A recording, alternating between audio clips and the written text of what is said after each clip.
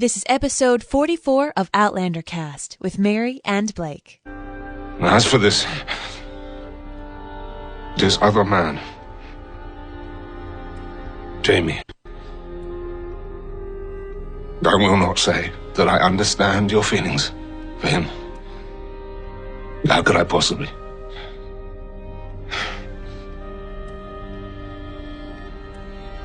But I can accept them. I can accept that you did feel that way. That you had this experience with this man, and that leaving him broke your heart. I can accept it.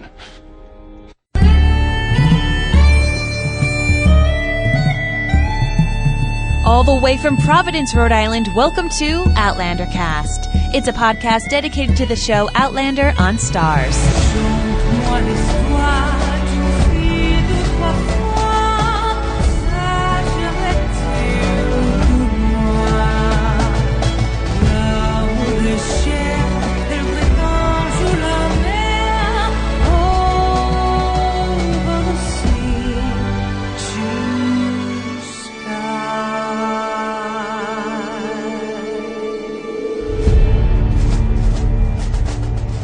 Hello, everyone. Welcome. I'm your host, Mary Larson. My name is Blake, and in this I do trust, and in this I will. Yeah, you like that, huh? Hey, and you know what you should like too? What? All of this going on.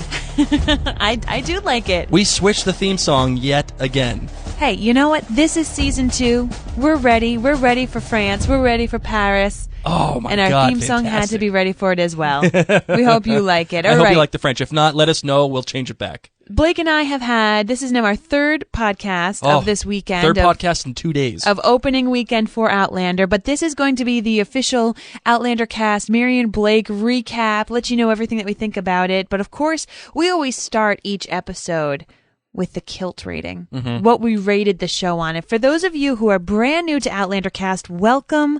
Myself, Mary Larson, I am a book reader, and my amazing husband, Blake, he's taken the road less traveled, folks, and Damn he straight. is a non-book reader. I'm sticking to it, baby. And there are a lot of people who are actually just show watchers, and so that's we've kind of made the safe haven of this podcast where we are spoiler free.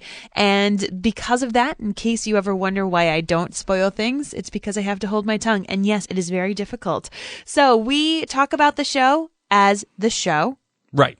And we are going to rate it just as the show, because I'm going to tell you straight up, Blake, this episode was very different than how the book began. Good. That's the way it should be. I just wanted to let you know that. But that being said, out of 1 to 5 kilts, what would be your kilt rating for the first episode? You know, on the live stream, on the instant take that we did, it is actually the episode 43. Go back and get a chance to listen to it if you get a chance, with all of the blog writers from the Outlander Cast blog. You know, I did say I gave it 4.5 kilts last night. I'm going to take that, and I'm going to bring it down a notch. It was 4 kilts for me. Okay. On the second rewatch, the first 40 minutes are freaking phenomenal, but the back 20 minutes just bogged me down. I was bored in the last 20 minutes. I can appreciate. And you know, yeah, I was just bored. So I'm taking it down a notch. I'm bringing it to 4 kilts. All How right. about you, my darling? I'm joining you on the 4 kilts as well. And because of that, we're going to discuss it. But I loved so much of this episode. And the thing that brought it down, I'm right there with you at the last 20 minutes. And it's not because I don't love Jamie, because I sure as heck love Jamie. Right. I just didn't like what happened with Jamie at a certain part. So we're going to talk about that in a little bit. But we got some kilt ratings from our friends online. Cara Hall Parkman on Facebook gave it 3.5 kilts. Well, 3 out of 5. Oh, 3 out of 5. Okay. I liked the first half better. Whatever. I read what you write. No, it's 3 out of 5, like 3/5. Just put 3. Not Just put 3 kilts. 3.5. You know what? This is the first one of the season. Ready? First Maryism of the season. I felt like the She said that she liked the first half better. Yep. And she felt like the second half didn't flow well, but she still loves having Outlander back. What did Claire say? Claire McCarthy on Facebook says 4 out of 5, just because the second half was necessarily spent on setting up things. I was upset at the trailer showing Claire was back with Frank, but Blake nailed it. Ron Moore had a plan, and I think Claire's anguish and what led to her going back is more interesting than what she will go back to Frank or not. The storyline that pretty much got played out in season 1. Allison Williams, 2009 on Instagram, gives it only 2 kilts. Oh, jeez. Reason being, she said, I needed more Jamie. Wow. Jilzy says on Twitter, 10 kilts. Jilzy, only 5. That's the rating system here, 1 to 5. The full Monty, Tobias is mind-blowingly, jaw-droppingly outstanding in all of the nuances. C'est magnifique. Oh, you like my French there? Not really, but I love you. I took the tone up this. C'est magnifique. No? Not happening? I love you. You ready to get into the episode? Yes. All right, let's do it.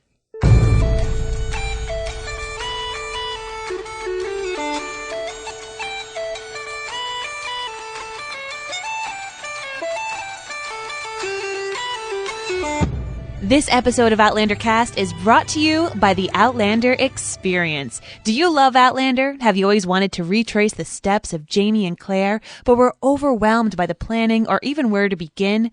Well, now you can finally get the full Outlander Experience by visiting www.theoutlanderexperience.com to book a fully planned, fully escorted, intimate 10-day luxury tour of Scotland. Join Jeff Robertson, a native Scot and owner of the Outlander Experience, as he personally guides you through the Scottish Highlands, and where you can learn about its vibrant history, drink in local pubs, and see the sweeping rugged mountains. Visit wonderful castles, stay at local historic inns, and visit all of the major sites where Outlander Season 1 was filmed. Visit Jeff at www.theoutlanderexperience.com to book the trip you've always wanted, but never knew you needed. And tell him that Mary and Blake sent you. TheOutlanderExperience.com, where the Scottish past is alive, but the story will take your breath away. Wow, that actually sounds like a lot of fun. This is a 10-day luxury tour, baby. Seriously, and you get to go where Outlander was filmed? I gotta say, I'm really proud that we partnered with Jeff. He's actually really cool, very nice guy, and he will be the sponsor for the entire season of Outlander Cast for season 2. So I'm really excited about that. Man, we just gotta go to Scotland. We should talk to Jeff about that. We should. I would love to go to Scotland, especially with a Scot as my tour guide. Well, today's episode was Through a Glass Darkly, or as I'd like to say it, as Claire should learn very soon, darkly. That's how that goes. If she's going to Boston. She's going to Boston. She's going to start dropping her eyes like me. And I highly doubt I had a plan. I was going to play Dirty Water as this was going to happen.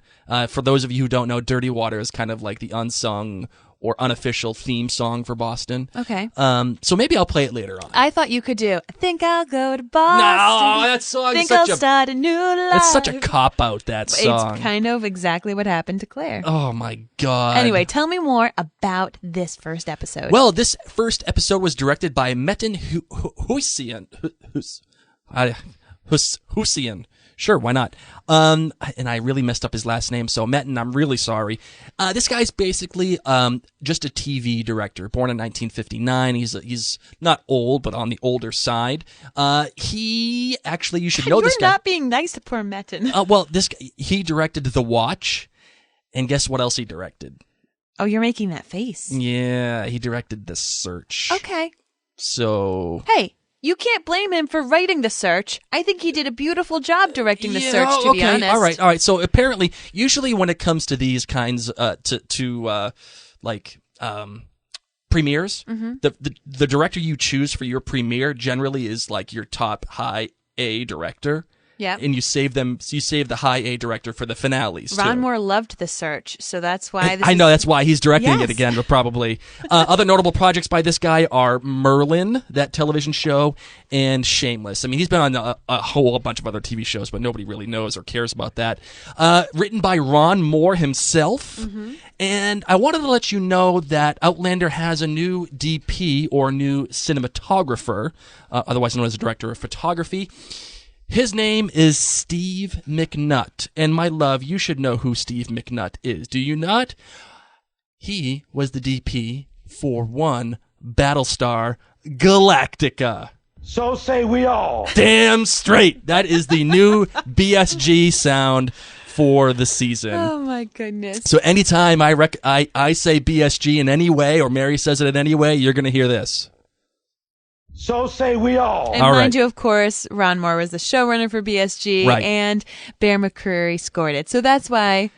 Right. And, the funny thing is, too, Tony Graffia, she was a writer and an executive producer on BSG as well. So he's getting his whole team back together to create Outlander, which is good news for us as fans.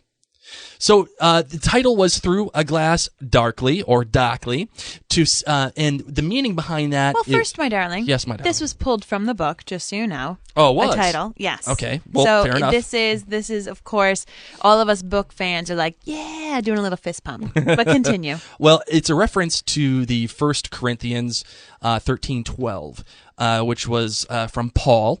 He wrote this, and basically it's to see through a glass or a mirror darkly is to have an obscure or imperfect vision of reality. The expression comes from the writings of, again, Apostle Paul, and he explains that we do not now see clearly, but at the end of time we will do so. And is this Claire not seeing clearly, or is this Frank not seeing clearly? What do you think about that? I don't think anyone's seeing clearly right now. No, I doubt it. Bless their hearts. Maybe Roger is. Roger The is kid, totally the kid who has seeing. not aged in 2 years. Whatever moisturizer he's using, I need to get me some, because I am starting to show some age. Nothing like a Vino. Right? A good Aveeno product will get you. Will keep you ageless for at least 2 years. I think he just keeps going back through the stones. He found a way to reverse time. Oh my god. All right, so the one thing that I noticed when it said the previously on Outlander, Yep. it really just showed you highlights from the previous episode of Outlander. And I thought it was going to be here's what you need to know. And I know that they already had a separate season 1 recap. Yeah. But one of the things that stood out to me was, why do I need to see, now that I've watched it a second time, why do I need to see BJR being trampled by cows? Why was that important to see today? I think that's for future reference. Fine. Then show it in a future reference episode. So I would have preferred to see some Jacobite stuff, because there was really no Jacobite stuff going on. And instead, we needed to know about Jamie. We needed to know about BJR and what was happening to them. Yep. But I didn't need to see this cow thing and is he dead? Is he not dead? Have that be a question in my mind right now. I needed to more know about Claire traveling. Right. And I needed to know why they're going to France. Right.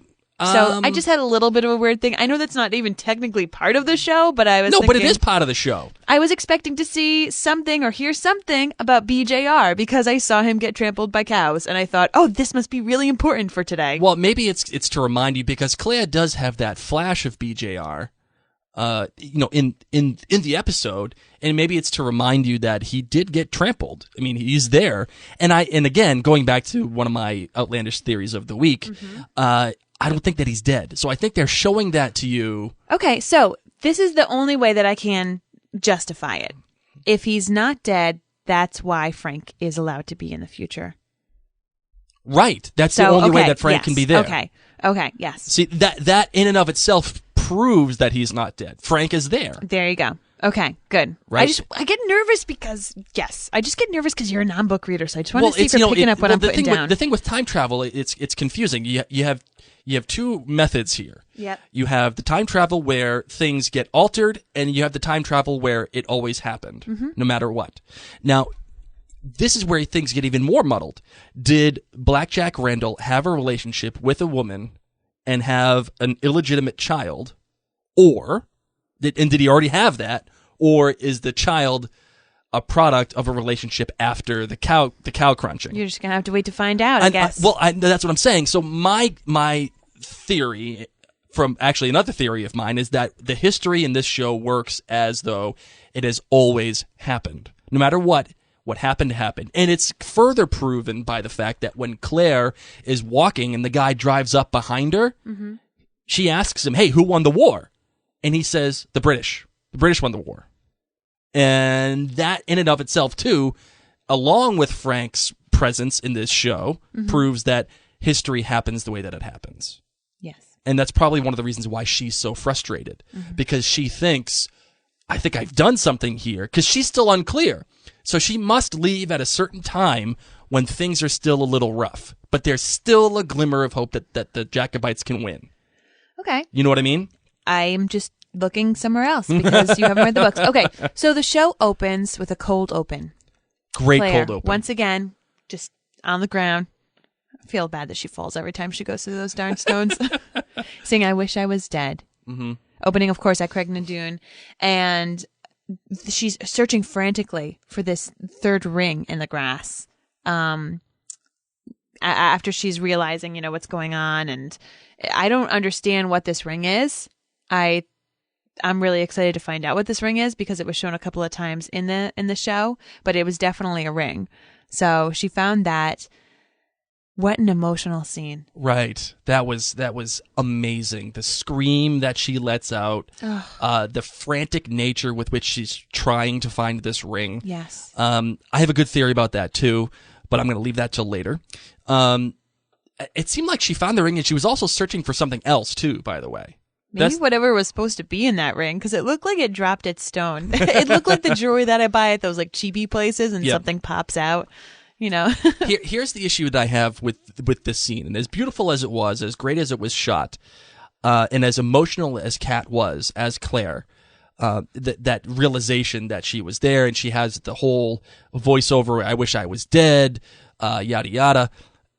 God, as an open, I don't want that voiceover saying I wish I was dead, telling you everything about it. And the reason why I don't want that voiceover is because when she wakes up, she's on the grass, right? She's still wearing the 18th century clothing. Yes. If you're pulling out and you see this, you're like, okay, Claire is at the stones. Holy crap, why is she there? Why is she waking up? And as a book reader, you know, but as a show watcher, you don't. And they could still fake out book readers being like, hey, she's wearing this clothing. The only thing that I liked about the voiceover is when she said, he was gone. They were all gone. I wish they had kept that, because the idea, it reminds me. She wanted everything else to be gone except that VO. Right. And it reminds me of The Walking Dead. Remember season 1 Walking Dead? It opens, well, it doesn't open, but it basically opens with Rick waking up in the hospital bed.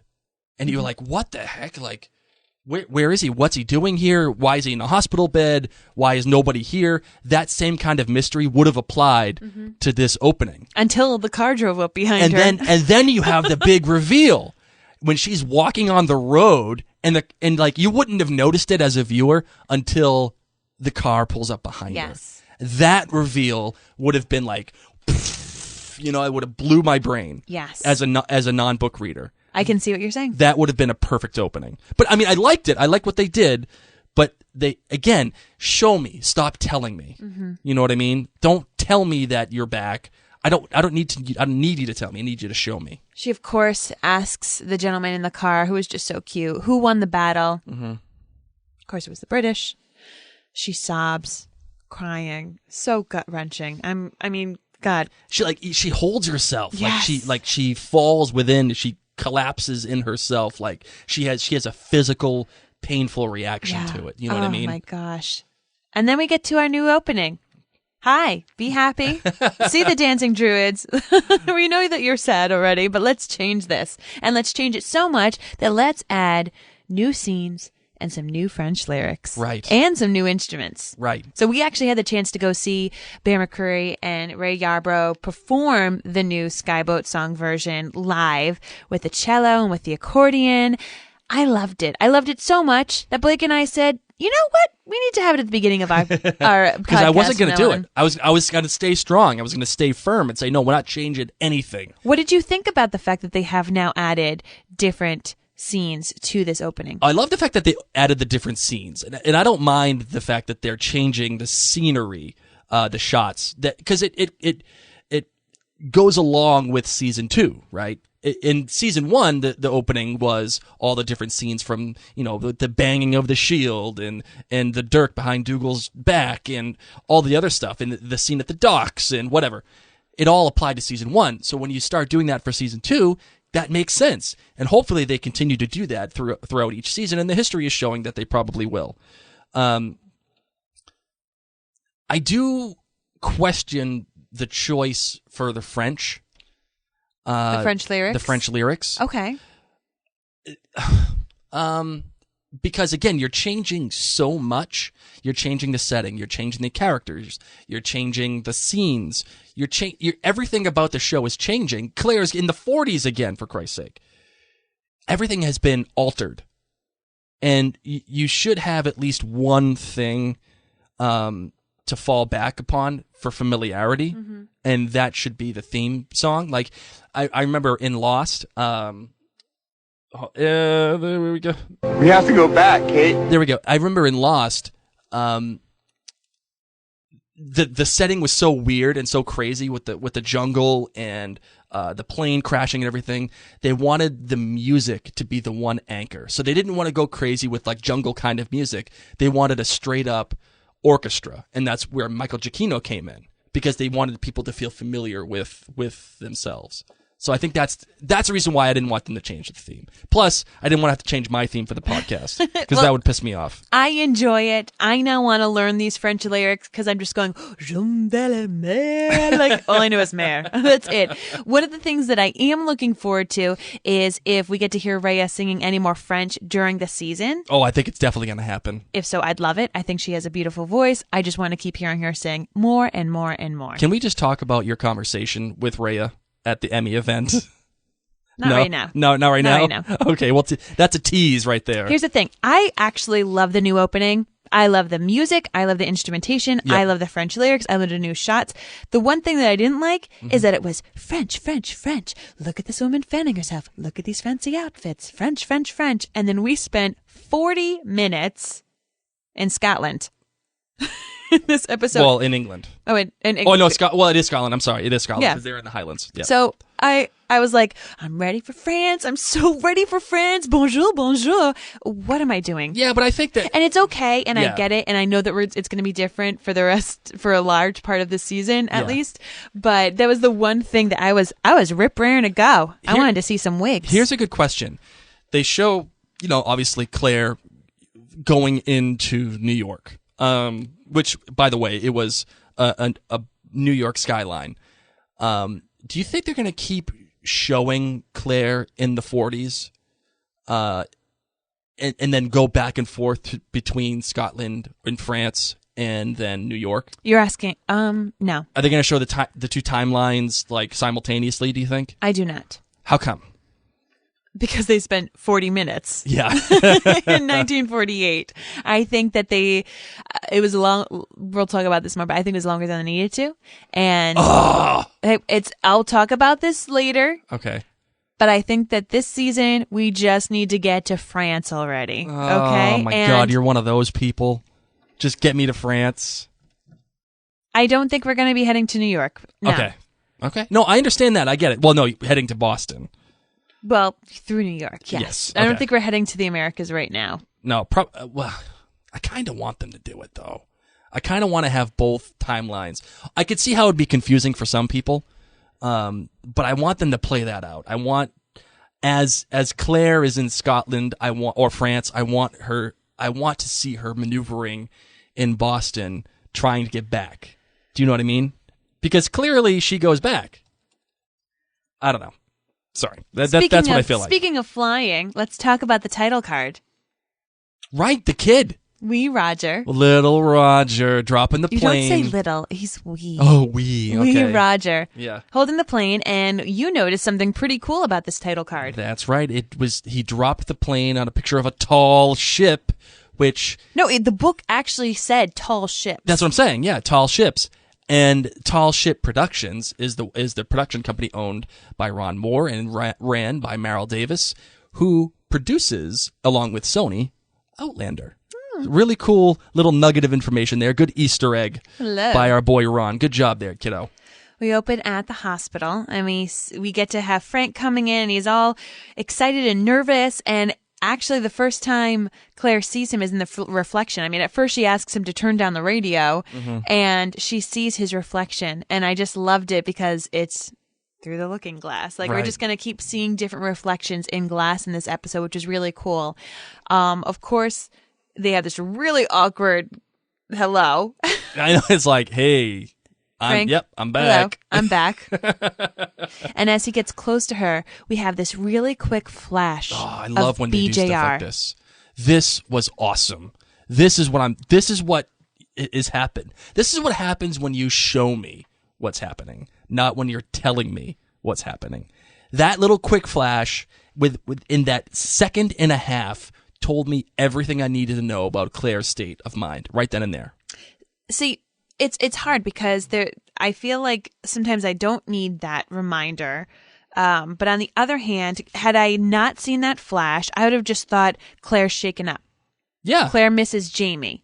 But what we needed to know was, oh my God, he looks just like BJR. And BJR scared the living daylights out of me and my husband. Like, we needed that reminder, not just Claire is messed up. Right. And that's one of those things that when you think about it, 2020, it's self-evident. Like, obviously he looks exactly like BJR. It's the same actor. Of course it will. Of course it was.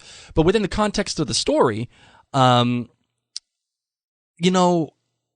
it's almost a shock to Claire. Mm-hmm. Like it's when he comes closer, it's not like, oh, that's BJR. Look at him. It's like as he comes closer, she has this sudden like moment to like a dash of lightning in her, where it's like, oh my God. Like, well, BJR spent so much time close to her. Mm-hmm. You think about the different confrontations that they had where he would be that close to her face. Right. You know, she hasn't seen Frank recently, but she had seen BJR pretty recently. Right. And he was that close to her. And for the viewer, it's good to remind us because as a viewer, we're sitting there looking at Frank as though he's Frank. Right. And he is what he is. But that sudden reminder is fantastic. Now, would you have had a problem seeing Frank as Black Jack Randall in this season if you didn't have that flash? Like, when you see Frank, are you like, oh, you prick, like I hate you because of Black Jack Randall, or do you just see him as Frank? I just see him as Frank. Yeah. Yep. Right. I do. Okay. The photographer comes in, takes a picture. Claire talks about how noisy it is here. Mm-hmm. And one moment that I really treasured was when Frank kneeled down and he was being so tender and so precious with Claire. And you heard his theme on the clarinet play. I love Frank's theme. And not because I'm Team Frank, but it just because makes your heart melt. I could listen to it over and over. And it played in so many different variations in this episode with the clarinet and like I think it was a harp as well, and a violin too. Frank's theme I can listen to over and over and over again. Oh, by the way, real quick, the song that was playing on the radio in the hospital that Claire wanted to be turned down was Milkman, Keep Those Bottles Quiet, performed by Ella Mae Morse in 1944. So we have lyrics, but I'm not going to go over them. Basically, it's we'll have just, them hey, in the show notes. Basically, just, hey, stay quiet. Milkman, keep the bottles quiet. Stop breaking my balls. That's what it's about. So it was fitting that Claire wanted it to be turned down. Frank says, we're going to go to Reverend Wakefield's. Mm-hmm. He's going to hook us up. Nobody's going to bother us there. We're going to be able to relax. Okay, so we get there. And one of the biggest pieces of information that we get is that Frank had sent out a sample of Claire's clothing that she originally had said, I'm going to need to get some new clothes. And it comes back that it is authentic from the 18th century. Mm-hmm. And in perfect condition. Yeah. And then it's worth a lot of money. Mm-hmm. Where did you find such a thing? And then Frank even smells it. Why do you think he smelled it? Well, I think because, smell is one of those things where you, like, for you, my love, my darling wife, if I come into the house and I smell your perfume, it's a sense of familiarity. It's a sense of knowing. It's like listening to music. If you hear a song and it reminds you, like every time I think I hear Van Morrison, I think of when I was 18 and rented a house in Cape Cod with my buddies because we listened to Van Morrison and cooked dinner all the time. So it's the same thing. That sense of smell will it's like authenticating it for him. And I think it's also because I think it's part of him. Because if you remember in season 1, Black Jack Randall smells Claire. And you have that connection. Like he smells her hair. Maybe the Randall family has just like really good sense of smell. They can tell when something has nutmeg in it or if something's blooming. They have like super senses. I did. I took it as, this is my wife's smell. I almost forgot what this smelled like. Yeah, yeah. The other thing that I thought was, you know, when you find like really old clothes, like in your grandma's attic and it smells bad. Like I wonder if he was trying to smell it like, did someone keep this in a museum? Does it smell like mothballs? Why does it still smell okay if it's from the 18th century? Right. Like, how did she get her hands on this, and how is it in such good condition? Which makes sense for him because he's a historian. He wants to know these things. But then he also doesn't have a real explanation for it either. Not at all. And like, she couldn't just go buy it. One explanation, of course, was in the newspaper that she was kidnapped by the fairies. Oh, and the fact that this is brought up again because, you know, they talked about the fairies in season 1 with the babies and all that other stuff.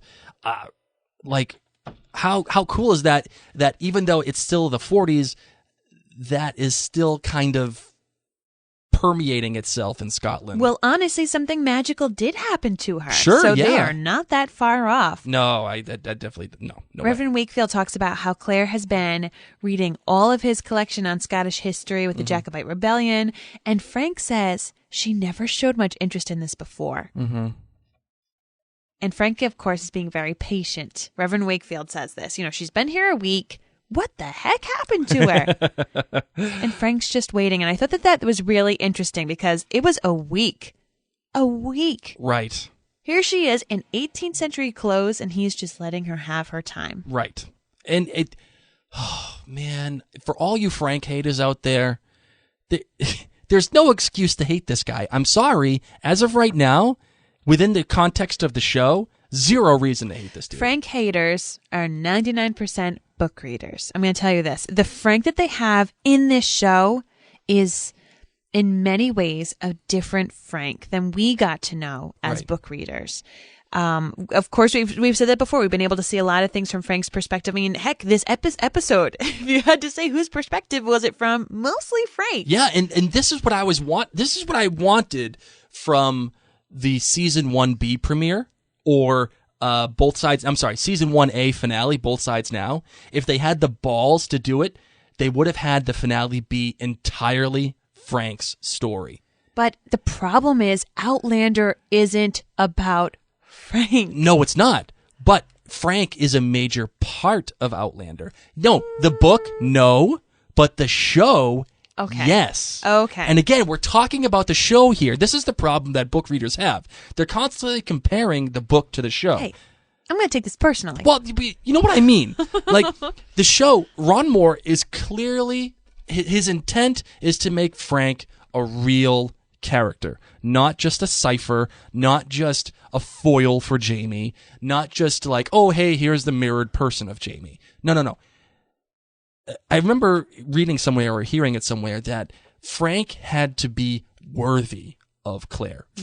Ron says this. Because why else would she want to go back to him originally?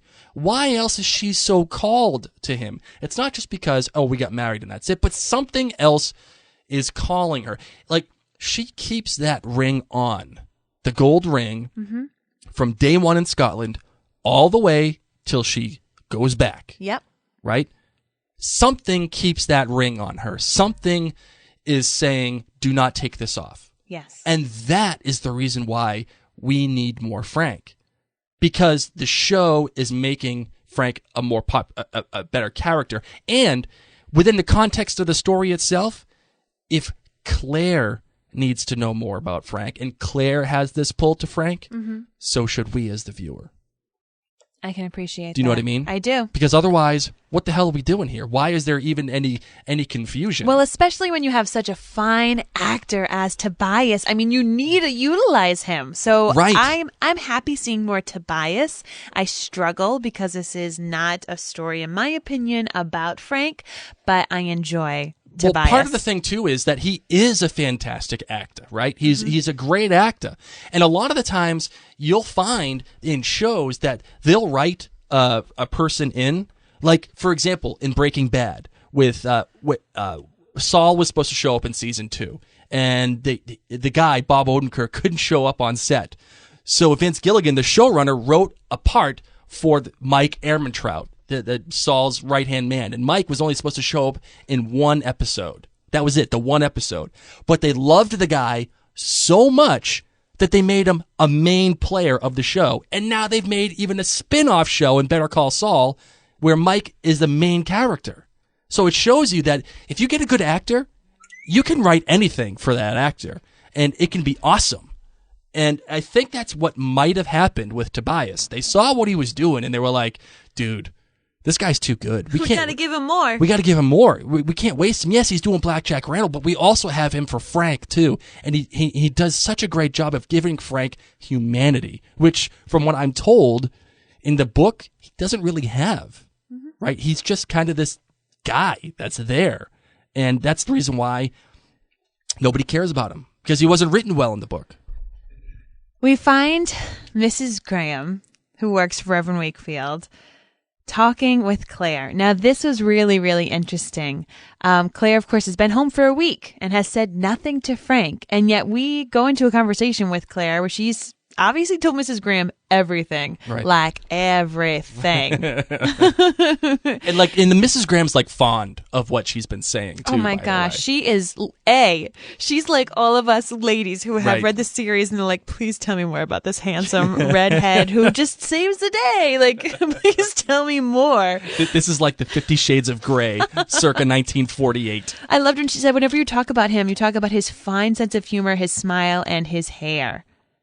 His wet, greasy hair. No, whatever. I think it's fine. No, it's cute. You know, when she was saying this is when I really said, wait a second. I miss Jamie too. I know Claire does, but once again, this is Outlander. Why am I spending so much time with Frank? I, as the viewer, said, I miss his humor. I miss his smile. I miss his hair. And I started to get a little cranky, but it's okay. But because isn't that good though? Because that when he does show up, it's like, it's like we'll get to that. It was almost like the show took a breath. It should have. It should have made me feel that good. Except when I got to Jamie, I didn't get. Yay! I didn't get my butterfly moment that I needed, and I'll talk about that. Enough of the butterflies there, will you? No. So planes are going overhead, and Claire says there's always another effing war.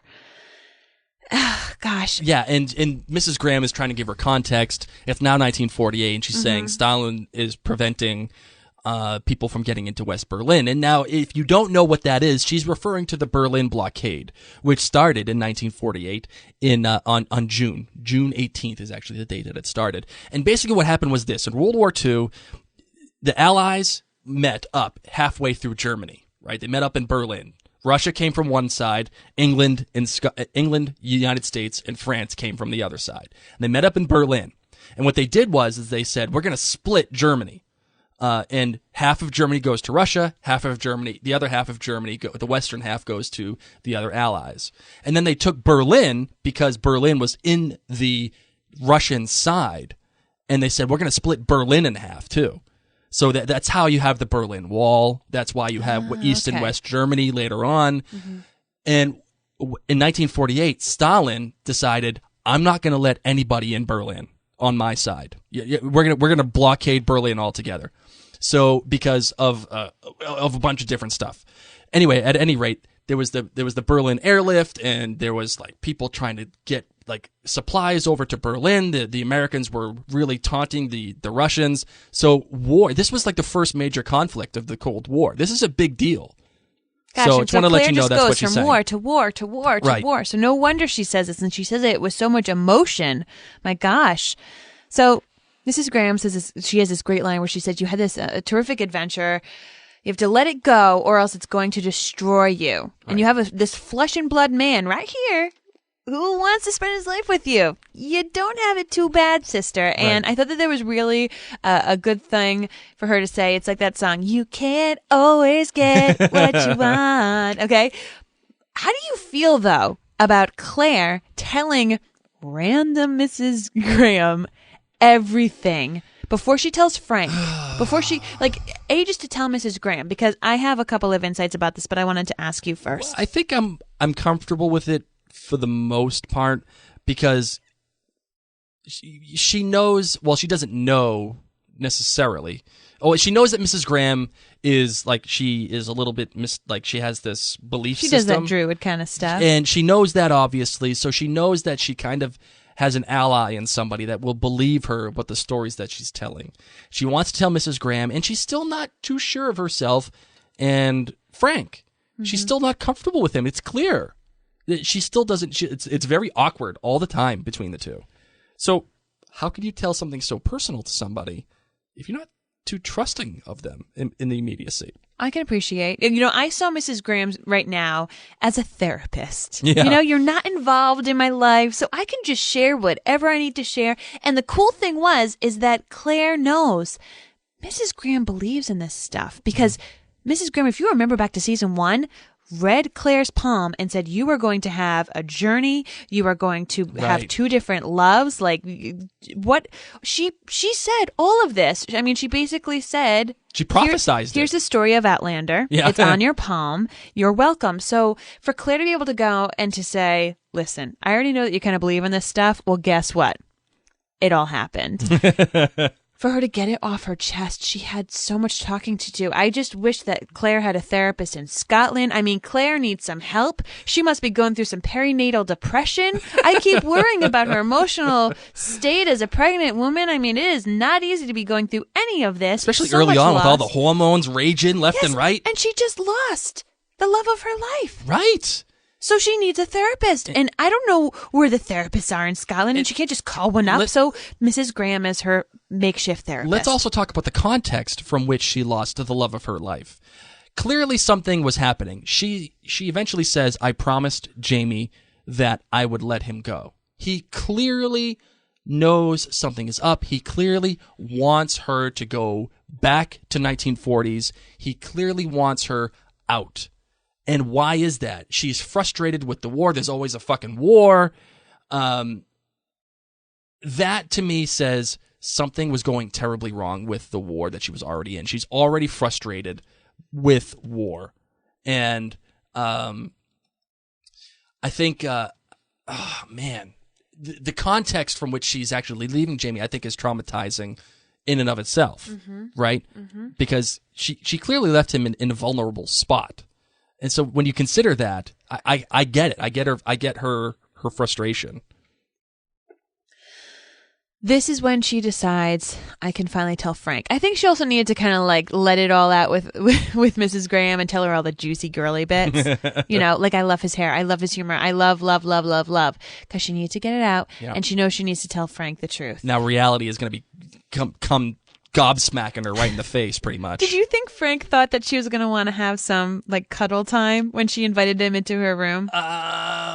No. Okay, good. No, because I was like, I hope that he wasn't excited to be like, hi, honey, hold my hand. What I was impressed by was the cinematography of this scene. As Frank is walking up the stairs, Steve McNutt, man, shows how much of a professional he is. He still has the magic from BSG. He goes from complete darkness, only backlit by the moonlight from the glass in the wall, and Frank comes up. All you see is his silhouette. He comes out of the darkness from the bottom of the stairs, and as he comes forward, you see this slight moonlight on his face, coming from this awful, brutal, unknowing state of total darkness abyss. Of what happened to my wife. Right. Darkness of knowledge, darkness of depression, darkness of not knowing. And then he steps into this little bit of light when his wife says, I need to talk to you. Amazing. Again, show beautiful. Me, don't tell me. And that's how you show me. Mm-hmm. That is how you engage the audience. Well, the couple sits down to what else? Whiskey. Because that's how Claire rolls. Sassenach wasted. And she starts to tell him, listen, I'm going to tell you the whole story. You need to leave all your questions to the end. And she starts to say, as you know, I went back to Craigh to go find some flowers. Mm-hmm. And then before you know it, There's this awesome transition. You hear a ticking of a clock. It then comes back. There's sunlight. It's not just the candlelight. Right. And there's birds chirping. And before the nighttime fell, and when Frank was there, he reminisced about how it was like their last night together before she disappeared. And one cool thing I was really captured by, of course he said, "Oh, but there were more candles." Now, mind you, that was like a romantic night for them. He was trying to be sweet. Mm-hmm. She was very cold about it. Yeah. Extremely cold. And what I thought was, that was the night Frank passed by what we all believe now to be Jamie's ghost. Right. Like, how interesting that he's referencing this night, but something else really magical was happening. As show watchers know possibly happened on that night too, that we don't even know fully about. But that's what I thought about when he was like, this reminded me of that night. And I'm like, oh God, Jamie was looking for Claire on that night. Sorry, Frank. Sorry. He's just everywhere, Frank. You can't win right now. The poor guy. So here's his story, and Frank really opened up the door. Whether it was, no matter what, I want you back. Right. You're here. We're together. You are back. That's what, I don't need to know about what happened. I don't care. And she, of course, obviously tells him anyway, because she had to tell him. She did. She has to be honest with him. I mean, primarily because she is pregnant, and she knows that, number one. But you are sitting in front of this man. You have gone through this whole experience. You need to tell him. Now, she, of course, has told Mrs. Graham. She's also told Jamie about traveling, and now she's telling Frank. And I was like, is Frank totally going to believe this? Or is he going to think it's like that Netflix show, The Unbreakable Kimmy Schmidt? Now, for those of you who don't know this show, it's about this, it's comedy, and it's really lighthearted. It's been created by Tina Fey, but it's about this girl, and she was kept in this bunker by this guy that said, like, oh, the world is ending, and they had to dress like very conservative people and live like crazy people, but come to find out the world didn't end. And she's brought back into the world, and she's missed like 15 years of a life. Mm-hmm. So I thought, okay, is Frank sitting there saying, all right, maybe she thinks she was in the 18th century. Maybe someone kind of captured her and did this to her, because there is the undeniable physical now proof of this dress. Right. And he touches the dress too, right? It's not like it's decomposing, nor does it smell like mothballs, because we know he took a whiff. Right. And does he touch it to make it feel more real to him? Like, does he look at it as a historian? Does he I don't know. What does that feel like to you? Well, he says, of course, it's quite a leap of faith to believe you, but it's one that I'm prepared to make as well. And I thought, and it helps that you now have this physical evidence. Right. I mean, yeah, you don't have a picture of her, and, she's obviously been looking in books, and she probably hasn't found herself in any of these books, or else she would be saying, and here I am in this book, look at this. And let's break that down too when he says leap of faith. Faith in and of itself is believing in something without proof, pushing you or putting it right in front of your face. It's the trust when there's a total, complete lack of trust. Well, and other people have made this leap with her. Mm-hmm. So do you believe that after this conversation, Frank honestly believes that Claire traveled through the stones? That's a good question. Here, I'm gonna bake you a noodle. Ready? I don't think he cares. Mm-hmm. After that conversation. Now, they do have the slight problem of pregnancy that they're gonna have to deal with. That in and of itself is proof that she kind of probably did go through. But then again, she could have just, been gone for 2 years, hooked up with a dude, and there it is. You're pregnant. So there is still a little bit of gray area there. In the end, I don't think he cares. Mm-hmm. If she believes it, then she believes it. I don't care. She's back. I just want to be with my wife. And what's so drastically different is Claire's acting the opposite way. She wants him to be mad. Yeah, she calls herself the ex-wife. She wants him to break up with her, pretty much. She's actually acting like they already are broken up, and I hated that she called herself the ex-wife. Oh, my God. I hated it. I get that Claire loves Jamie. I get that she married Jamie. Yep. But as you said, for so much of season 1, she was still trying to get back to Frank, and in this show, Frank isn't a bad guy. No, he's not. And for her to say ex-wife, and maybe that was just her saying, you think I'm no tarnished goods. I just told you I married another man. I've been with another man. We all know what that means. I've been sexual with another man. maybe I thought she either is trying to do this to make him upset, and she's also thinking he's not going to want me, especially after what I'm going to say next. Right. But he said, yeah, you're still wearing our wedding ring. So it just goes back to what you said. She was still wearing it. Ron Moore said, we need to find someone who is worthy of Claire, because Claire would keep that ring on. Claire is a strong-willed woman. She did not marry Frank and continued to stay with him because she was some silly little young girl who didn't know what she was getting herself into. Right. Claire is intelligent and made an intelligent choice when she met Frank. Right. Now, had Jamie been around during the modern age, she'd A have been little like, bit more hormonal choice. Excuse me, not just hormonal. Jamie and Claire are soulmates. Well, that's what I'm saying. Never mind. So, but you know what I'm saying? It was like at that time and place, she was like, "You're a really groovy guy, and I think that this can really work." But I love what he said. What Frank says here is like, "I know you didn't choose to leave me," and obviously, you know, we played this at the beginning of the episode, and he doesn't understand it, but he can accept the fact that she had this relationship. And the parallels here, there's a lot of parallels with Frank and Jamie throughout this whole episode, and it continues forward later on. But this is one of the many parallels. He says, Jamie says to her in Devil's Mark, "Listen, I don't get it, but I believe that there's a truth to you. I believe that whatever you're saying, I'm going to go along with it, and that's fine." And Frank here is doing the same exact thing. The thing that got me on the Jamie train has totally got me back on the Frank train. And now book haters are going to be hating you, but once again, book readers, remember, the show is different than the book, and they are doing drastically different things with Frank right now. And they should be, because Frank knows more.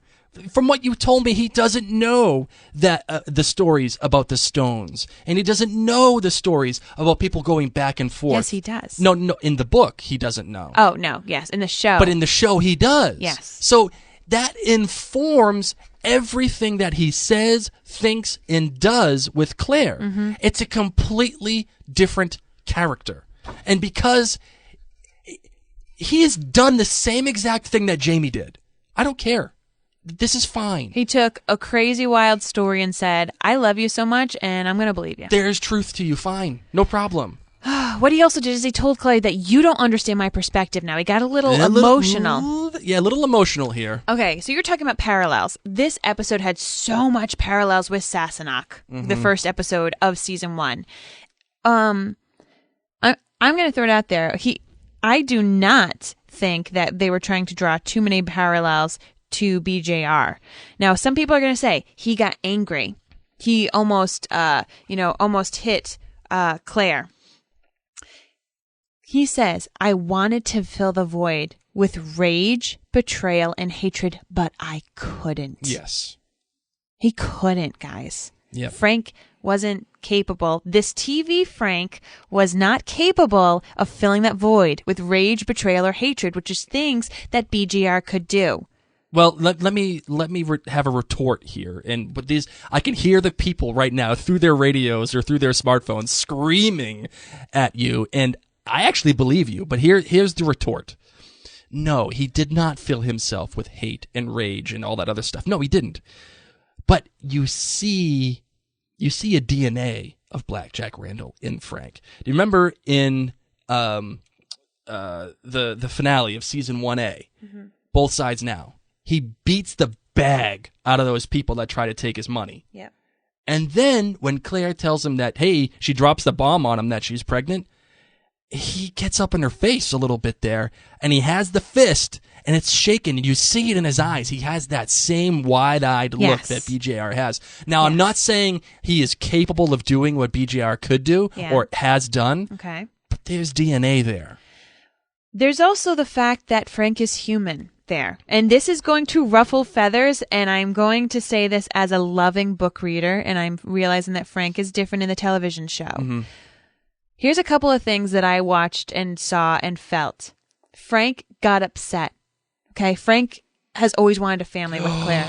Oh, I know where you're going with this. Frank did not hit Claire. Didn't Jamie has hit Claire. Jamie has beaten Claire so badly that it hurt her days after. Just like that. I love me some Jamie, guys. I love me some Jamie, all right? If Frank had to go and blow off steam and break some terracotta pots, you know what? There was no gym nearby. He's taking a bat and going to town. For Frank to be that upset and restrain himself and go to the gardening shed, I don't think that means that Frank is as bad as BJR. No. I'm sorry, guys. You know what? I've gotten into heated conversations with my husband where I'm like, oh my God, I need to go and scream at a pillow and punch a pillow. There was actually one time where I was like, I want to throw things so badly. And I started to throw towels because I thought this at least won't break anything.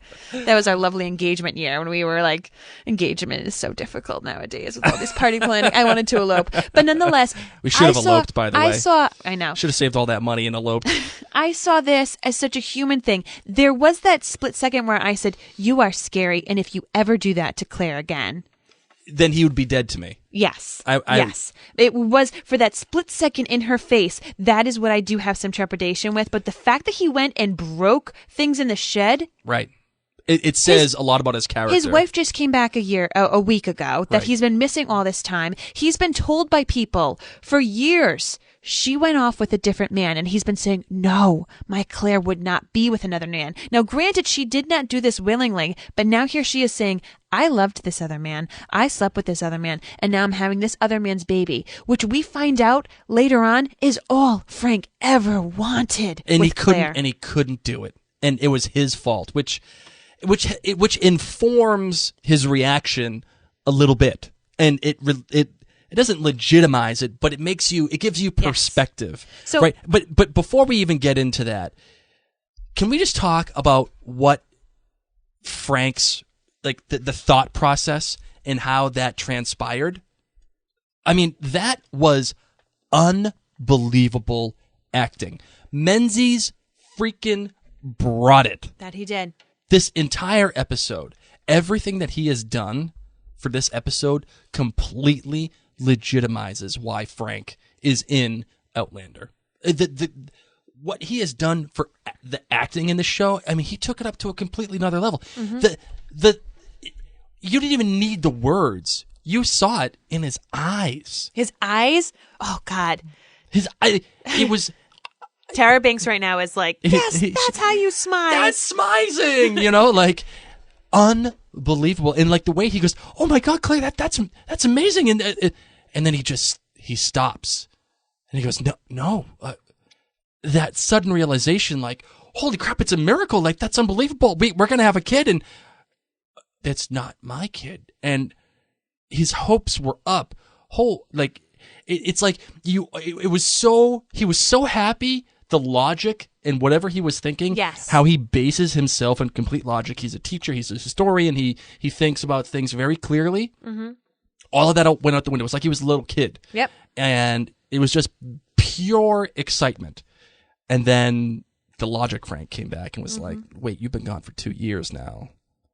How can that be my kid? And the horror on his face, like, no, I'm still sterile, and she has been with another man. It's gonna be another kid. It's gonna be another guy's baby. It broke his heart. It broke him. Not even his heart, but him. Yes. Like all the love, all of the care, all of the concern, all of the I want to make everything okay. It just I don't want to say that all went out the window, but it broke. It broke, and that's why he had a violent reaction. And I am not saying that his reaction was okay by any means. No. I think it was horrifying and scary, but he did not hit Claire. And when he has said that stuff before, that he wanted to fill with rage and betrayal and hatred, but he couldn't, this is why I'm saying that he is not BJR. Well, he's not. And we did bring up a comparison with Jamie. Here's another retort that I think some people would make. I'm basing this on the show, Jamie, not book Jamie, because book Jamie, as it was written by Kendra on the Outlander Cast blog about the honest historic look at the spanking, she clearly states, and it's true, it's in the book, that Jamie enjoyed beating Claire, and he beat her within an inch of her life. To me, as Kendra states, I don't think Jamie at all would enjoy beating Claire. Here's the thing. In the show, it didn't seem like Jamie enjoyed it. It seemed like, okay, let's just get this done and over with, and we're moving on here. But in the book, he did enjoy it. So there is an argument to be made that, like, Jamie was just doing what he needed to do because that was the time and that's what was expected. Again, within the context of the show, not necessarily the book. And of course, she made the deal with him that he could never do it again. And right. And honestly, if Jamie were on the flip side, if this whole situation replaced Frank with Jamie, Jamie would not have acted this way. I don't think Jamie would have had this spasm of I'm going to now hit her. Jamie, this is why I keep saying, like, Jamie and Claire are such great soulmates. Claire is a very strong-willed woman. They butt heads quite frequently, and she talks to him and says things that he doesn't like, but he never would kind of have this outburst of potential, oh my gosh, I'm going to get in your face and act like I'm going to punch you for a quick second because I'm losing myself. Like, Jamie would never do that. But there is the truth that he did, in fact, hit Claire. So that's what I'm getting at, is that I think all of these emotions happen to Frank. Frank is being incredibly human. He had these years of waiting for his wife. He had this hope that she wouldn't have left him for another man. She comes back. He finds out literally just now, because mind you, she hasn't told him this past week. He's just had her this past week with him. Mm-hmm. He hasn't known for a week that she was with another man. He has literally just found out in the past 5, 6, 7 hours, hi, I transported through time, I met a man, loved him, had tons of sex, and now I'm pregnant with his baby, and now I'm here. Had tons of sex. And amazing sex with knives. Yeah, and I'm your ex-wife. So bye. And she's being very cold with him. So as I said, I don't think what he did almost was like right. She was poking him. Like she was. You know? She was on purpose trying to not to poke to cause him, just to act up, but she was trying to push him away from her. Right. Okay, I like that better. She is so miserable that she just says, no, man, you need to distance yourself from me. Mm-hmm. I am damaged goods. I have another man's baby. I don't know what the heck's going on in my life right now. She was doing to Frank what Jamie was doing to her after what BJR did to Jamie. Mm-hmm. Remember, Jamie was like, how could you ever want to be with me? I'm all a these mess. People need therapists. All of them. Copays flying around left and right. $20 here, $20 there. Social workers, just that's all we need. One light moment for me during this really intense time was when Frank goes downstairs and there's Mrs. Randall who's like, good morning, Mrs. Graham. Mrs. Graham who's like, good morning, Mr. Randall. And it's like, he obviously looks distraught.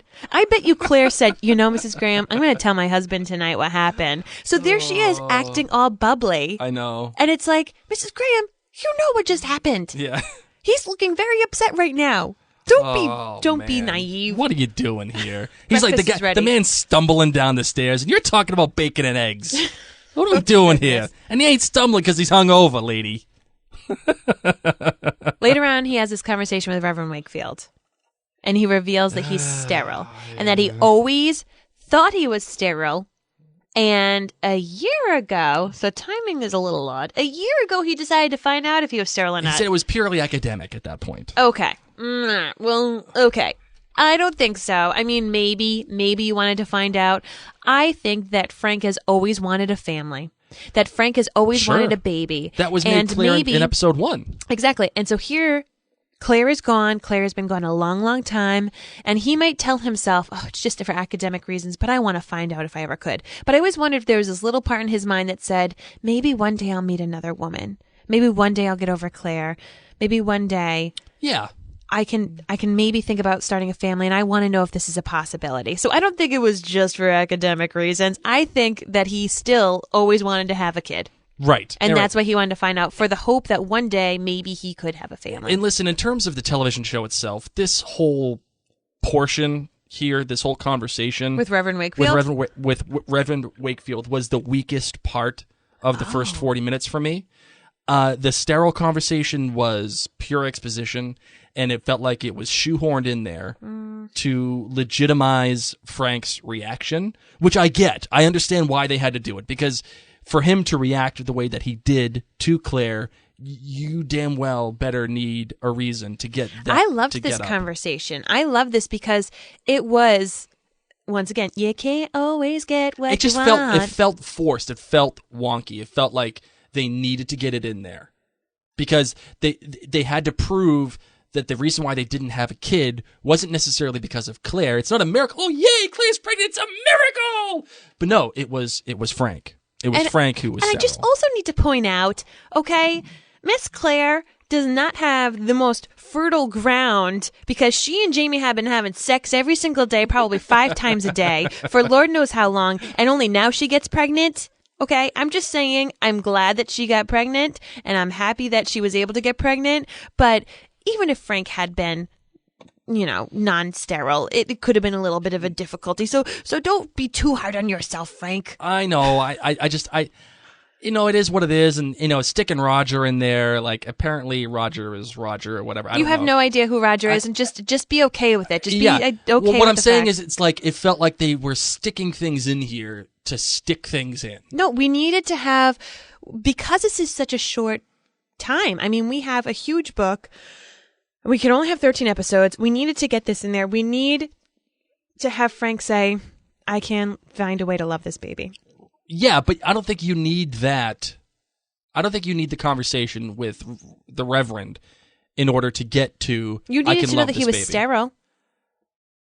Frank has now no other option. This is his wife. Yeah, and she that's is why I'm now saying, pregnant. That's why I'm saying I get why they did it, and I feel like they stuck it in because they needed to get to the point that Frank was sterile. I kind of disagree. I kind of really thought that it was a great. I will chat. say though, what I did like though was Frank's one-liner when he's like, "I'm not Joseph, she's not Mary, and I'm pretty sure that it wasn't the Lord that had sex with my wife, that effed my wife." He has great one-liners. You know? Does. He does. Listen, I got into an argument recently with my dad. And he was, I had an expectation that he was going to help me out with something. And he's like, no, I can't do it. And I wanted to say to him, Dad, I had low expectations to begin with from you, and you met them. Good old Frank. That was Frank's line in Both Sides Now. And he has these great one-liners, like awesome stuff. Awesome. You'll have to tweet Ron Moore. He'll be very proud that I know. that you think so highly of the one-liners. Well, Frank then goes upstairs. He has a change of heart with the guidance of Reverend Wakefield. And there's this really awkward husband-wife conversation. Of course, he tells Claire, listen, I think I'll go to Boston. I think I'll start a new life. Because if we stay here, people are going to be chatting about you. You're already the flippin' fairy girl on the newspaper today, and this just will not be good. And we'll be flogged, and that you do not say that word around Claire. No, because that's just bad stuff right there. I thought her Jamie's reaction at first was, "What, Claire? Like, why are you freaking out?" But the second time I watched the show, I said, "You know what? That's how I am about the word retarded." So my sister is mentally and physically handicapped, and when people say it, I stiffen and I say, "Please do not use that word around me ever again." Right. So I thought, all right, not only was Jamie flogged, but Claire was flogged back when she was being tried for a witch. Mm-hmm. So she has literally some physical deep scars and emotional scars. So we can understand why she doesn't want to say that. You don't use that word. So she says, is there a condition? And Frank, of course, says, well, I have some conditions too. First is that the child is going to be raised as Frank's. Mm-hmm. Meaning, I am your father. This is how it's going to go. and she's not going around chasing a ghost. Oh, and I loved that because I thought, once again, we saw this ghost-like figure that we referenced and here's the thing. Frank knows this now. Mm-hmm. Frank knows that she's been with a Highlander. He's seen the Highlander ghost because nobody else has seen him except Frank. Yep. And I think he's now well aware. Oh my God, more evidence. That must have been Jamie. From what I saw in the hotel room. All the more reason to go to Boston. I know. Get me out of this magical land. Ghosts and fairies. Here we go. Our first big record. It sold over 1 million copies thanks to you. Oh, it goes something like this. Yeah. This is the Boston song, baby. What? Okay. What? I'm going to let it ride, baby. I'm going to tell you a story. Yeah. Well, for those of you who aren't from the New England area, that song means a lot to Bostonians. That's right. Like Blake. So, of course, Frank says the other thing is you can't search for Jamie anymore. You got to stop. And Claire says, well, you see, Jamie, aka my husband, told me the same. He told me to stop looking for him. So since Jamie, the guy that I actually love, told me not to do it, I guess, okay, sure. Right. But you know what? I don't blame Frank for saying, listen, you got to let this guy go. Yeah. Because for all Frank knows, Claire is never going back. Right? And I also don't necessarily blame Claire for letting Frank go when she was in Scotland, because she doesn't necessarily know that she is going back. She had made her choice. Remember, on your feet, soldier. I'm staying here. Here I am. So she made her choice. I can understand why she let Frank go. But now she's back in the 40s. She is faced with the fact that Jamie is no longer around. And Frank has to expect her to say, listen, if we're going to do this, we got to be in it together. This is us. And we can't have you chasing this guy around anymore. Just like how our baby can't chase a ghost, you can't be chasing ghosts either. If we're going to do it, we're going to do it together. Yeah. You know what I mean? And that's fair. I get it. And the burning the clothes and everything, I get that too. As a historian, yes, you want to keep it. Yes, put it in a museum. Hello, it's worth a lot of money. It is worth a lot of money, but for him, it's a symbol of everything that happened beforehand. Well, not only that, but honestly, could bring about some questions. Right, because where are you going to get that? How can you explain that? It's perfect condition. It doesn't smell like mothballs. So, not only that, it's a symbol for her, too. Yep. If he kept that thing, if he put it in the museum, or worse, if he kept it with themselves... Put it in like a wedding box, those things that like preserve your dress. It's always going to be there. Yes. And she's going to look at it like, this is my thing. And this is where he really sells this for me. He allows her to keep the ring. Well, she starts to try to take it off, and I loved it because it was like, oh, I can't do it. And I was like, girl, we all know that you just need to lick your finger or put some soap on it, and it will wiggle right off. You are not trying. And she wasn't trying because she didn't want to take off that ring. Right. And you can't blame her for doing that either, because she never took off his ring when she was with Jamie. Yes. So it's only fair, and I think Frank realizes this. I think Frank, again, he's accepted the fact that she loved Jamie. Mm-hmm. He's accepted the fact that that's his baby. And he knows that Jamie accepted Frank's presence. Mm-hmm. And if I have any shot of trying to have a deep relationship with Claire, I have to do the same. So he tells her, when you're ready. When you're ready. This, and it's the same thing that Jamie did for Claire when she was back.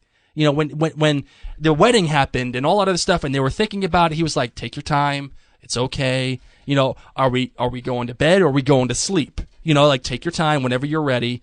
And again, we have a lot more parallels here with Jamie and Frank. Frank has these stipulations, just like how Jamie had stipulations for the wedding, right? So Jamie has stipulations that had to be met for him to marry Claire. Frank now has stipulations for him to remain married to Claire. Well, it's tough because Jamie made those stipulations to, like, Dougal.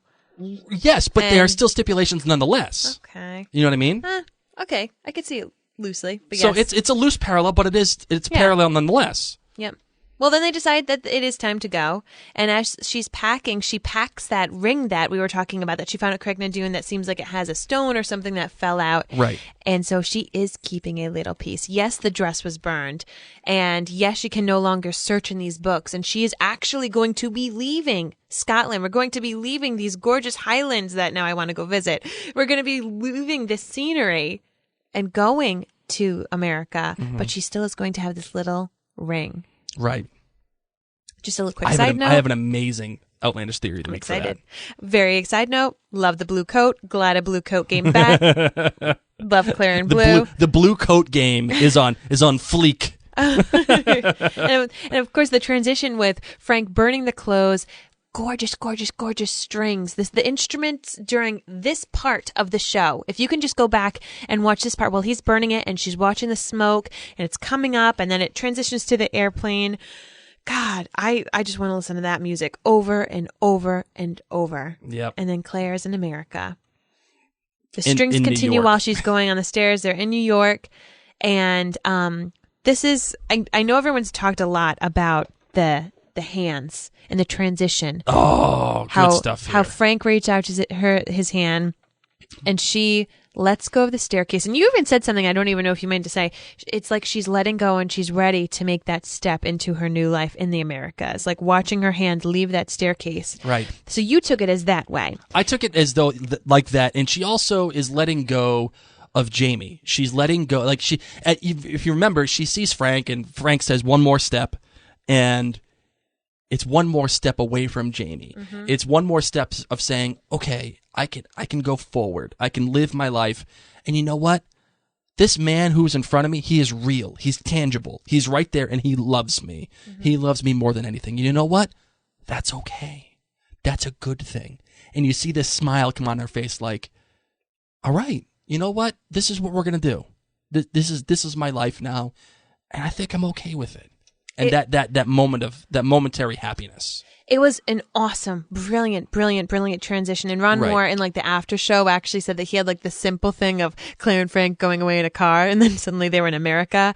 And the gentleman who runs Stars was like, can you do something a little more with that? I think that we should really expand it. Thank God, because it was awesome. But here's what I took from it, guys. Do you remember, of course you do, the posters that they had, the artwork for season 1A and season 1B with either Frank's hand reaching out to Claire or Black Jack Randall's hand reaching out to Claire? It was such a focus on these two hands reaching out to one another. And that's what I saw. Right. That's what I saw. And I saw it went from Frank and BJR, aka like Tobias's hands.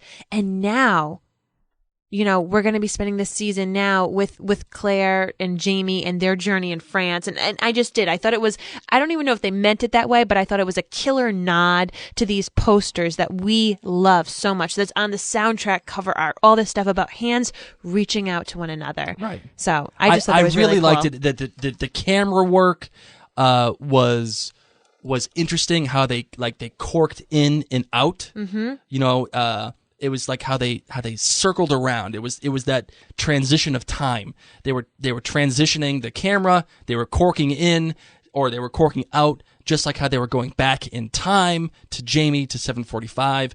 And this reminded me. Actually, you know what this reminded me of? What? It reminded me of Star Wars. Okay. I'll tell you why. Because in The Force Awakens, spoiler alert, Han Solo, you see him go back. Oh my gosh, you're really going to do this spoiler. Oh, let me. No, you see Han Solo go back on the Millennium Falcon. Okay. Right? And it was almost like J.J. Abrams took a minute for Han Solo to step on the Millennium Falcon and like just acknowledge the fact that he was back on the Millennium Falcon. Mm-hmm. And it was like a moment for the audience, like to like cheer and to take a breath and to be like, okay, everything is right with the world again. Yeah. And as you know, as much as I loved the first 40 minutes, and for me, the first 40 minutes is what saves this episode. Seeing Claire touch Jamie and grab his hand was that same kind of thing. It was that same breath. It was that same like, okay, it's all right with the world again. It was a built-in moment for the audience to cheer and say, "Oh my God, we're back with Jamie! It's the most amazing thing ever!" You know, like that's what that was for me. Yeah. And again, more parallels right in this very scene. Yep. Claire and Frank are going to Boston. They are leaving. They are coming off of a plane. Then they switch, and Claire is coming off of a boat and saying, I guess the trip to Boston is out of the question. So it shows you the two completely different paths and parallels that are going in total opposite directions for both Frank and for both and Jamie. And which do you think is more fruitful for Claire? Because clearly things don't go well for her in France. Things don't go well for her in Scotland eventually later on, as we can imagine, because she's referencing war. She's referencing the fact that she has to go back. She's referencing the fact that she has to let go of Jamie.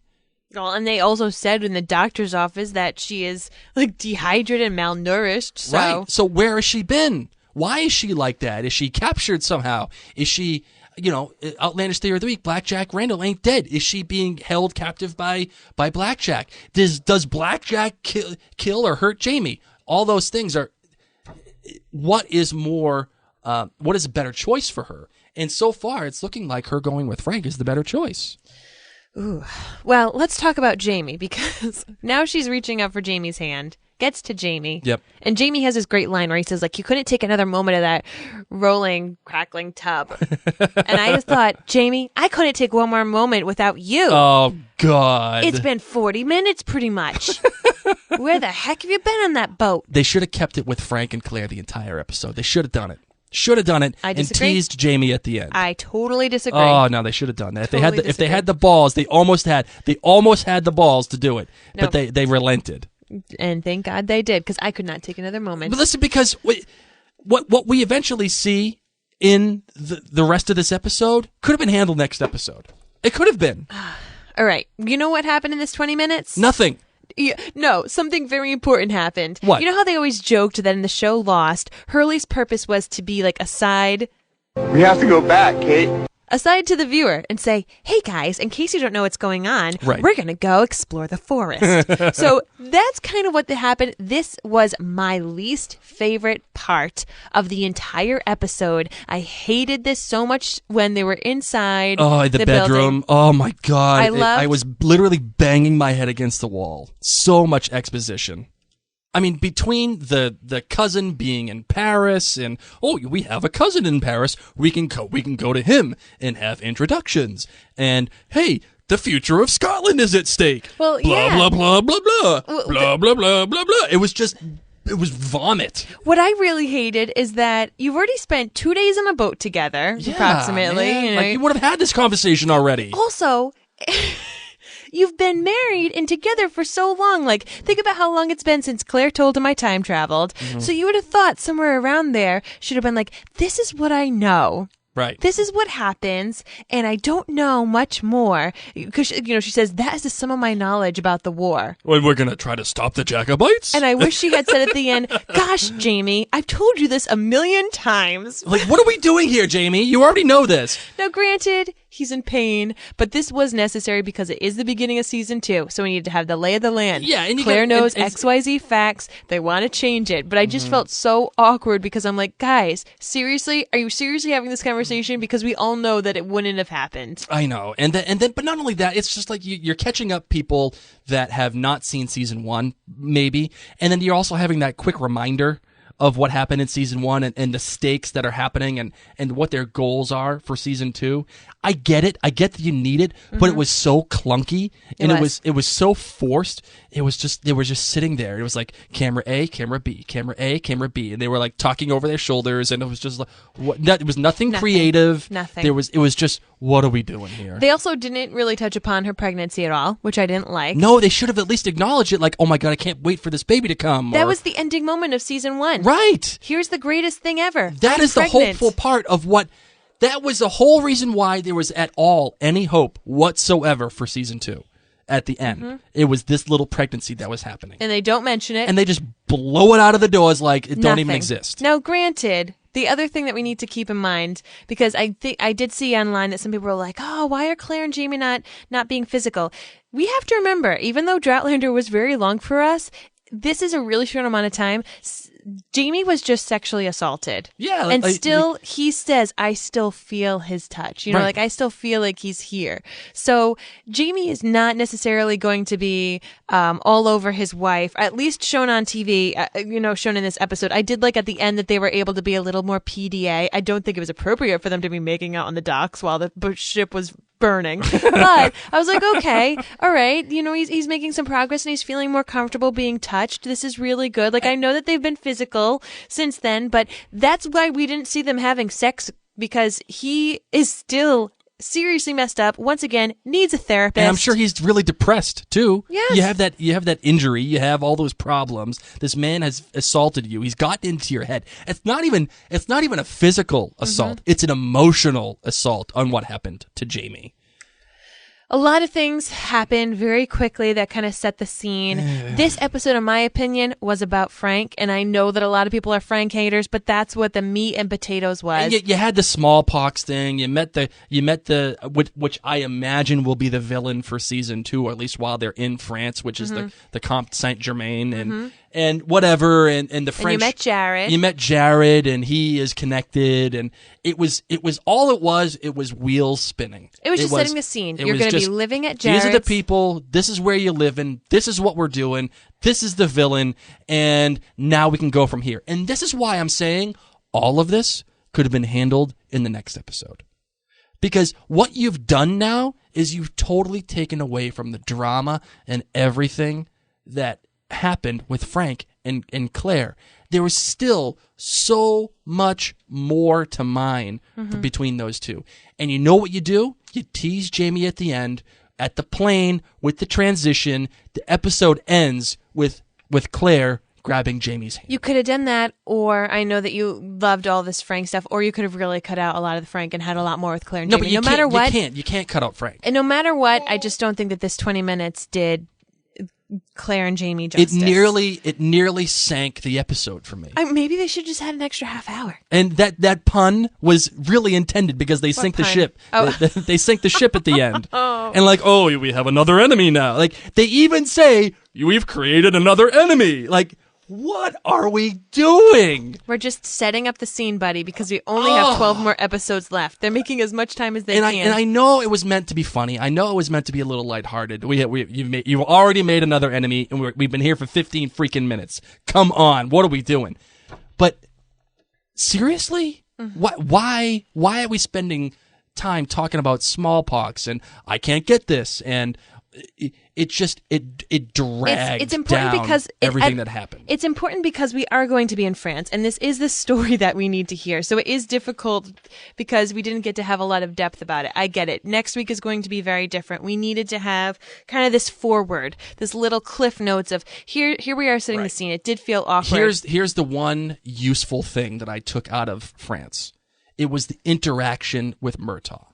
Yes. This was the one useful thing I took out of it. Okay. Because it shows the relationship between Jamie and Murtagh, and it shows the relationship between Claire and Murtagh and how they're going to interact with each other. Yep. And the trust that Murtagh shows in Jamie, and Jamie specifically when Jamie says, listen, I'm going to tell you, but when the time is right. Yep. When you need to know, whenever... have my word. You have my word, I will tell you. And Murtagh says, okay. You know, and you do have that cute line of you tell me, Sassenach, you're from the future, yada yada.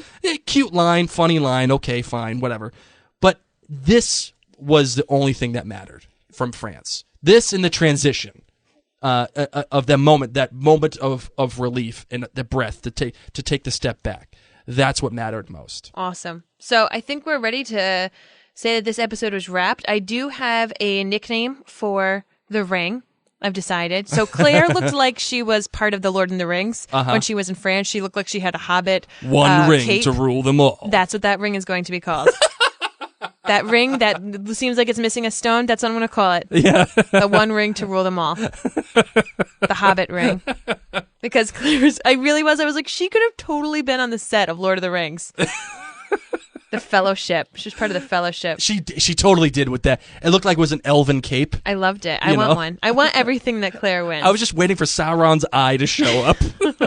So I hope those of you who are really excited about the French part don't mind, but we just see it as exposition. I'm glad we agree on that, Blake. I do. I mean, it was nice. It was good to see them. It was good to see Murtagh. It was good to meet everybody that you're going to end up dealing with. Fine, no problem. But it dragged down the rest of the episode, and that's what makes it. That's what drops it down to a 4 for me. Well, and I can't. That's just. It is what it is. We're going to add a new segment to our podcast called the GBG, and that stands for Good, Bad, Great. A lot of this is going to be listener feedback driven, but I'm going to want to know something good, something bad, and something great about an episode. So to start it off. My good was that I love everything new. I love that we're going to be in France. I love the new music. I love the new characters. I'm so excited. As a book reader, too, I've been really excited to see some of these people. I'm just excited for the new season. I know that's kind of general, but I'm just excited about new things. That's what's good. Right. Bad, where's the love between Claire And Jamie, I know he's damaged, but I wanted them to reference the baby. I wanted a bit more love because we just left Frank and hearing her say, I miss this man, I love this man, I love this man. I wanted some more love between them when we did get to see them because it was such a long time for Outlander to wait for Claire and Jamie to be reunited.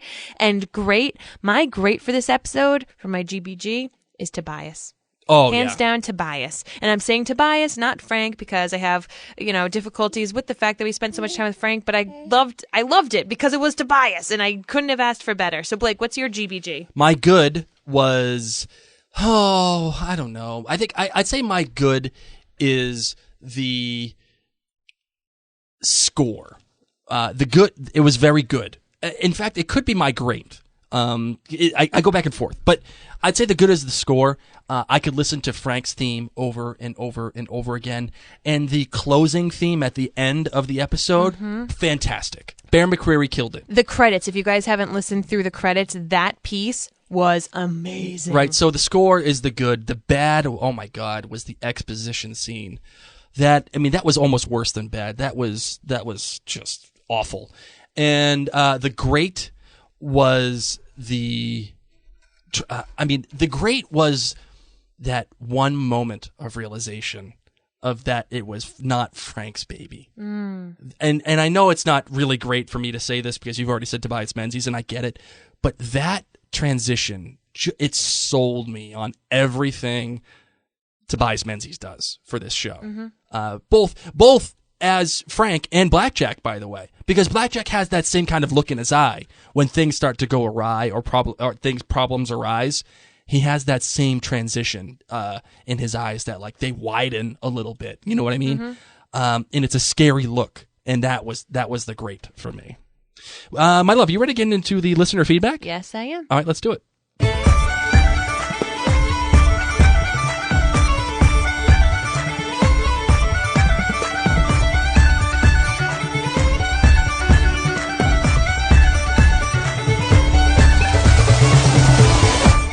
Maggie Tanqueray Bouchamp says, I never cry, but I cried in this episode. Thank God I was alone. I really wanted to see Jamie, but I enjoyed this 1948 scene. Tobias is superb and very attractive in a different way. Well done, and I wasn't expecting it.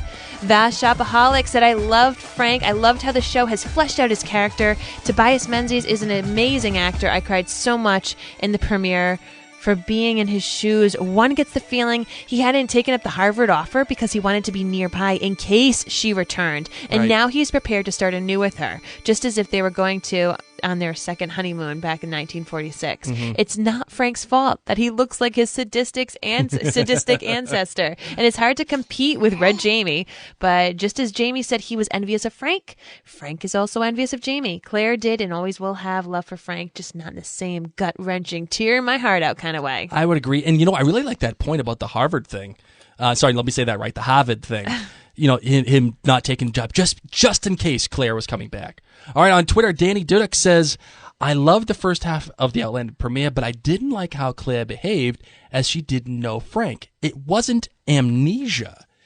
I don't know. I didn't really get that. I'm not sure if she didn't know who he was. It was more like she didn't realize who it was, and then she was like, oh my God, it's Frank. I get that now. Loretta Leak says, I love Sunday mornings during Outlander season. I'm now on to my third podcast. Messy Kitchen from last night? What kitchen? That a girl, Loretta. On Facebook, Kim Brothers Downing says, 40 minutes of Frank was way too long. If they wanted to get into the whole Frank aspect, they could have done it. They could have done so in about a half an hour. Then spend the other half hour in France.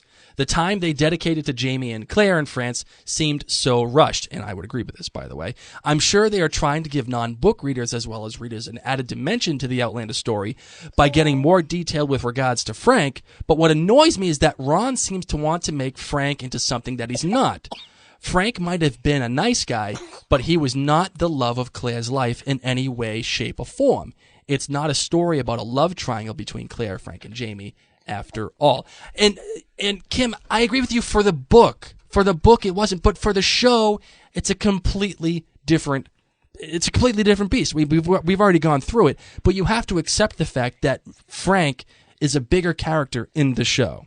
And Joan of Arc, 1126 says, it was very good, the subtle shudder of Jamie as he remembers the physical touch of Black Jack. One could feel that moment viscerally. Bad, the CGI and the Le Havre of the ships near the docks. The shops. Did I say that? You said ships. Shops near the docks. Looked quite cheesy. Yeah. Great. The barely controlled and nearly violent response of Frank to Claire's reveal that she was pregnant with Jamie's baby. The oh-so-believable vacillation between joy and rage. Tobias killed it in this entire episode. And our good, bad, and great of the week comes from Becky King Anderson. She said that her good was Claire's reaction to the modern sounds. Oh, yeah. The car when she's found, the street sounds at the hospital, not just also mentioning the blaring radio because no hospital would allow that. Seriously. Her bad was Frank's reaction was more realistic in the book. Claire offering to remove Jamie's wedding ring after never taking it off Frank's. She would not do that, especially during grief. Becky says that she lost her husband, so she knows how it feels. And Frank's weird fertility test a year after she disappeared. And her great was Reverend Wakefield, Roger, and Mrs. Graham again. Yep. So that is the good, bad, and the great of the week. And my love, normally here we would do voicemails, but I think what we're going to do this year, at least for this next episode, because all of you have given us such great listener feedback, we're going to have a separate listener feedback episode. Like, we have tons of voicemails, tons more emails, Facebook, Instagrams. We want to get to all of it, and we don't want to have a 3-hour episode for you. So we're going to split this one up. So now we are going to get to the tweet of the week.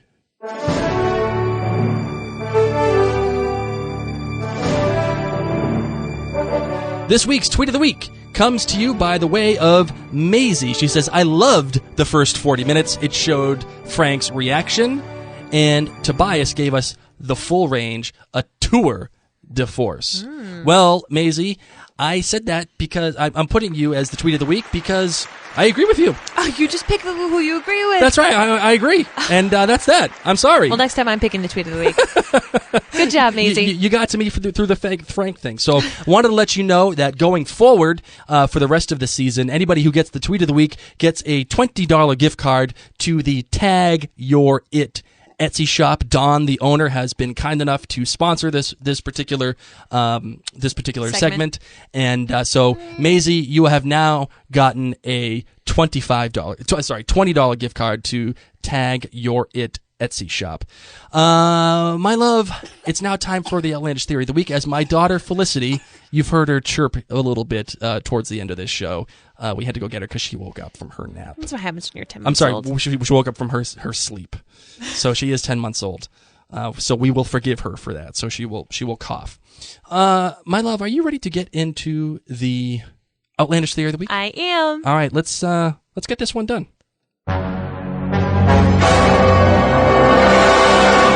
Well, first, we want to let you know that the Outlandish Theory of the Week has been sponsored for the entire season by Ackroyd's Scottish Bakery. These guys are amazing. You can order anything that you want online. They have a whole menu of items that you can order. They deliver nationwide in the United States.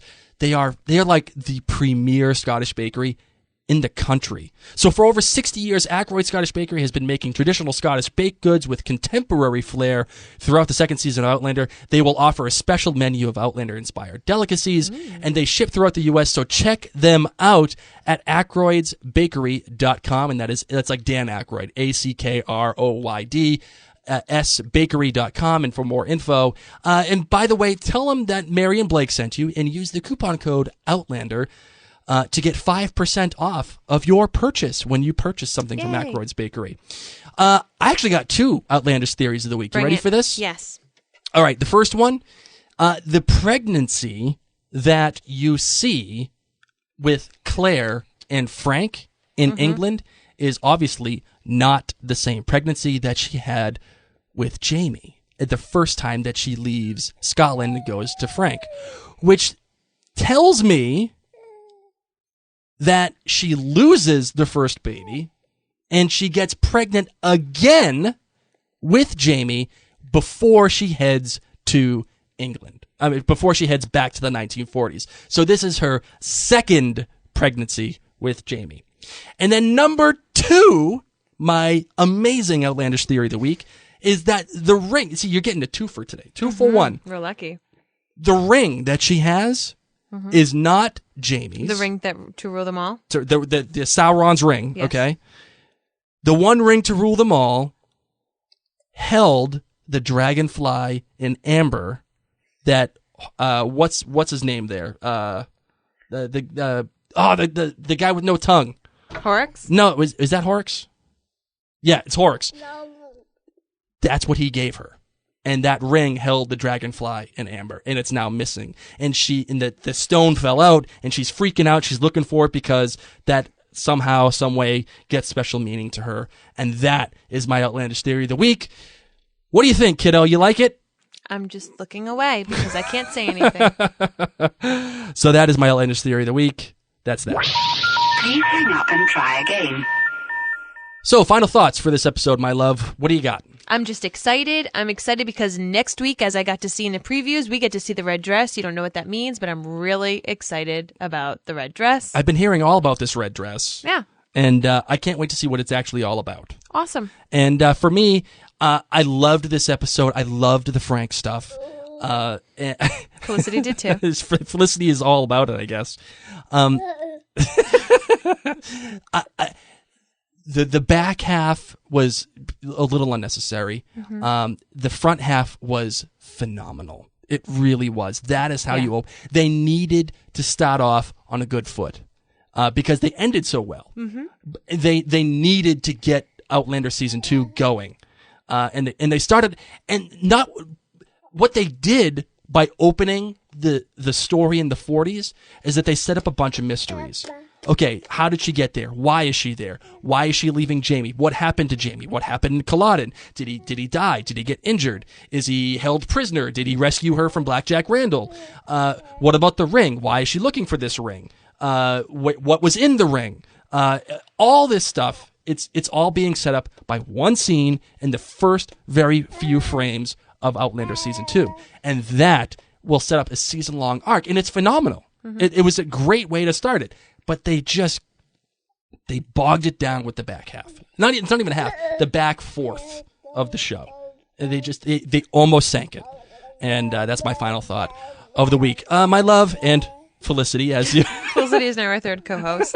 She has a lot to say about the second half. She may or may not be making more appearances. I hope she goes to sleep more. That's what I hope. Are you ready to close out the show, kiddo? Yes. All right, my love. Let's do it.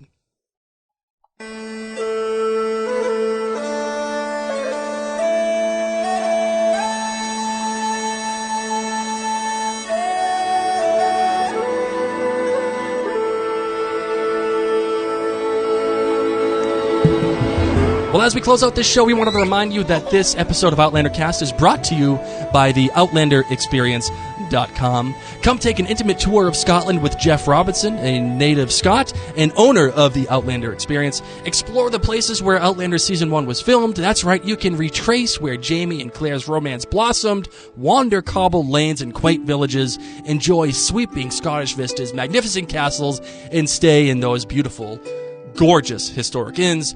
So travel in modern style on a fully planned, fully escorted, intimate 10-day luxury tour, which will whet your appetite for more. So visit Jeff at www.theoutlanderexperience.com to book the trip you've always wanted but never knew you needed. So tell him Mary and Blake sent you. That's Again, right. theoutlanderexperience.com, where the Scottish past is alive, but the story will take your breath away. We want to thank you guys all so much for joining us. We are pumped that season 2 of Outlander is here. Reach out to us. We're on Instagram, Facebook, Twitter, Periscope, Snapchat. We're on everything. Just find us, OutlanderCast. And if that isn't enough for you, the social media doesn't work, you can always find us at outlandercast@gmail.com.